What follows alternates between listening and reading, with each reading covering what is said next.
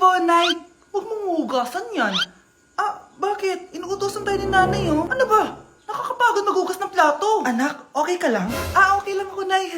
Nay, pwede ba akong sumama sa gala ng mga kaibigan ko? Ay, hindi pwede. Gabi na, oh. Delikado na sa labas. Ah, sige po, Nay. Anong sige? Huwag mong papakinggan yan. Sumama ka. Pero tama si nanay. Delikado na lumabas. Hindi mo ba naintindihan, ha? Masaya doon. May inuman. Madaming lalaki. Anak, pa-check up na kita. Ay, di na, Nay. Okay lang ako. Anak, eto na pagkain mo. Ah, bitawan mo ko. Nasasaktan ako. Bakit? Makulit ka, di ba? Sabi kong ayaw ko maligo. Ah! Ano ba? Oh, may putok na ako. Maligo na tayo. Ayoko! Anak, ano nangyayari sa'yo? Hayaan mo sila. Huwag mo silang papakialaman. Dahil isa ka din naman may saltek.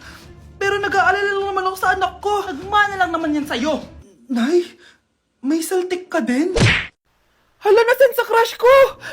Hala, di na naman gumagana tong cellphone ko. Kakainis naman. Ayan, di kasi iniingatan, kaya nasisira. May kakilala kong gumagawa ng phone best. Gusto mo? Libre lang. Libre? Ah, o sige. Pwede ba? Ginagamit ko kasi ito pang school eh. Oo, best ako bahala. Bukas okay na yan. Tiwala ka sa akin. The best ka talaga. O eto, ingatan mo yan na. Best! Charan! Okay na. Sabi ko naman sa'yo, maayos to eh. Wow, totoo nga. Naayos nga. May magagamit na naman ako. Bes, kain ka muna. Ay, wag na Bes. May gagawin pa ako sa bahay eh. Kita na lang tayo bukas ha. Ah, o sige Bes. Thank you ulit ha. Ikaw lang talaga mapagkakatiwalaan ko. Yes, makakanood na ako ulit ng mga k-drama. Sino yung mabahong yun? Ay, ako pala. Ligo na nga ako. It's time. Selfie muna bago ligo. Ganda ko talaga. Ligo na nga ako. My favorite song. Ayoko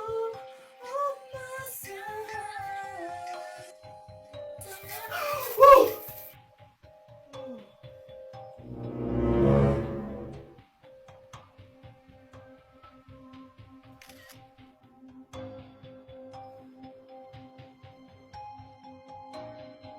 Wow! Anak, di ako makapaniwalang may pinapatayo na tayong bahay. Nay, deserve natin to. Ang tagal niyo din to pinaghirapan. Ah, ma'am, saan ko po ilalagay itong mga semento? Ah, doon na lang sa gilid, kuya. Ah, sige po, ma'am. Excited na ako matapos tong bahay natin, anak. Ah, saan dito? Hoy, huwag ka pupunta dyan! Grabe nangyari sa kanya. Naman siya. Ba't ang daming tao? Ah, engineer, anong meron? Ah, ma'am, yung isa sa mga trabahador namin, nakuryente tapos natabunan ng semento. Ayun, namatay. Ha? Paano nangyari yun? May nag-utos ata sa kanya na ilagay yung semento sa gilid. Eh, madami live wire dun eh. Ay. Ang problema, ma'am, kung tatanggalin pa namin yung katawan niya sa ilalim ng semento, baka hindi agad matapos tong bahay niyo. Hindi pwedeng hindi matapos agad tong bahay na to.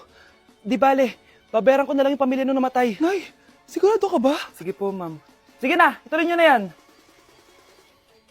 Congrats po, ma'am. Natapos din yung bahay niyo. Ang ganda, di ba? Wow, ang ganda. Maraming salamat, engineer. Una na po ako, ma'am. Anak, tara, pasok na tayo. Wow, ang ganda ng loob. Nay, hindi talaga ako mapakali na may bangkay dito sa ilalim ng bahay natin. Huwag kang okay, anak. Kasalanan niya naman kung bakit siya namatay eh. Ay, matutulog na lang ako sa bago kong bahay. Wow, ang ganda ng kwarto ko. Ano yun? Kasalanan mo kung bakit ako namatay. Nay! Delivery po. Anong delivery? Parang wala naman ako in-order, kuya. Eh, nakasulat po dito, Susan. Kayo po ba yun, ma'am? Oo. Sige, baka nakalimutan ko lang. Nay, ano po yan? Cellphone? Di ba mahal to? Opo, Nay. Paano ka nakabili niyan? Siguro nanalo ng raffle si nanay. Nay? Oo, anak. Bakit? Nabalitaan niyo na ba, Nay? Uso yung mga scammer ngayon. Totoo ba? Grabe na talaga ngayon, anak. Sabi sa nakita ko, Nay, nang scam daw siya ng mamahaling cellphone gamit ang credit card ng ibang tao. At ito pa'y malala, Nay. Nang scam daw din siya ng pera. Delivery po. May delivery ata, anak.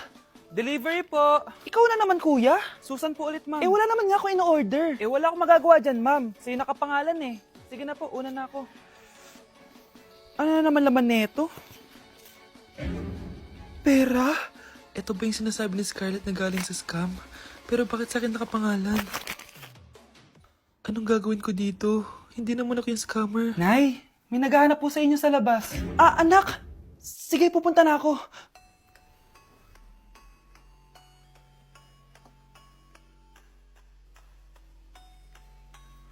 Hello po. Ano pong kailangan nila? Kayo po ba si Susan, ma'am? May natanggap po kasi akong report na kayo daw po nangi-scam.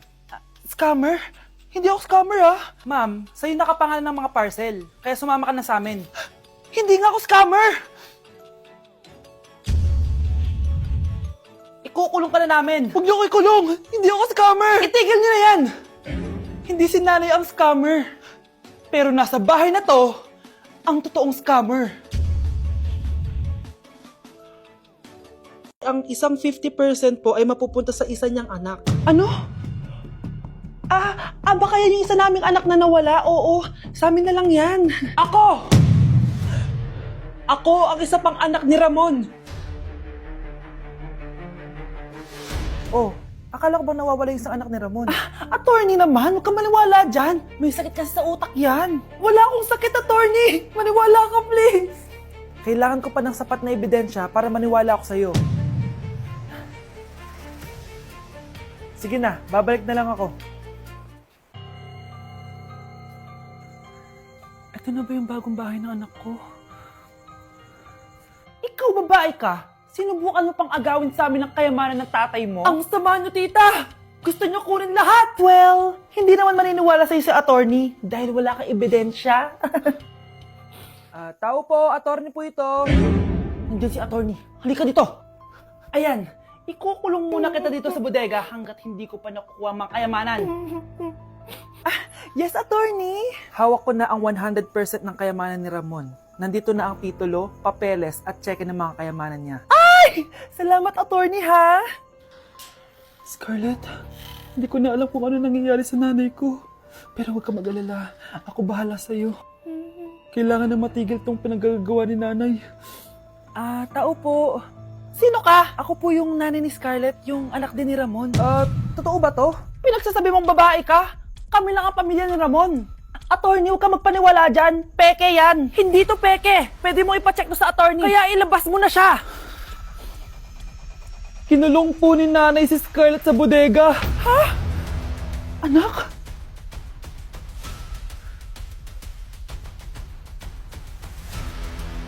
Kinulong po ni nanay si Scarlett sa bodega. Ha?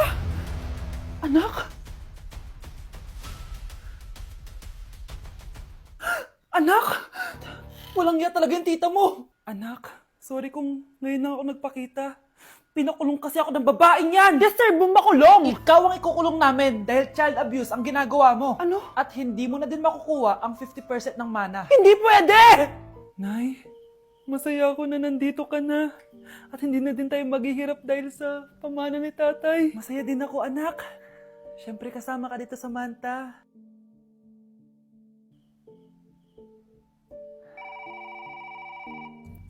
Ano ba? Bakit tawag ka ng tawag, ha?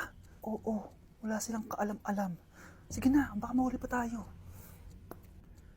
Sa wakas, sa atin na ang mana. Maghahati tayo dito. Palayasin mo na yung mga batang yun, ha? Ako bahala. Ang galing talaga natin magpanggap date. Mga anak, aalis na tayo dito sa bahay. Lilipat tayo sa mas malaking bahay. O eto, mga gamit nyo, inimpake ko na. Talaga, Nay? Scarlett, huwag ka maniwala dyan. Nagpapanggap lang yung nanay mo. Samantha, ano yung mga pinagsasabi mo? Magjowa sila ni attorney. Sinet up nila tayo. Ganyan ba ang ugali mo, Samantha? Kaparehas ng nanay mong sinungaling? Samantha, ano ba? Kung ayaw mo sumama, edi wag. Sige, kung totoong anak mo talaga si Scarlett, saan at kailan mo siya ipinanganak? Ang dali naman yan. Edi sa Manila. Pinanganak ako sa ibang bansa. Hindi ikaw ang nanay ko. Ay, oo nga pala, sa ibang bansa pala. Sorry, nakalimutan ko. Ang dami namang drama. Total, nasa amin na ang mana. Umalis na kayong dalawa. Kung ayaw niyong pati kayo, ipakulong ko. Kung meron mang makukulong, kayong dalawa yon. Salamat sa pagtawag, Samantha. Inaaresto kita, attorney, sa kasong panloloko. Palpak ka talaga! Naisahan niyo ako ngayon, ha? Hindi pa ako tapos sa inyo. Talagang sinira mo yung sarili mo, attorney, para sa pera.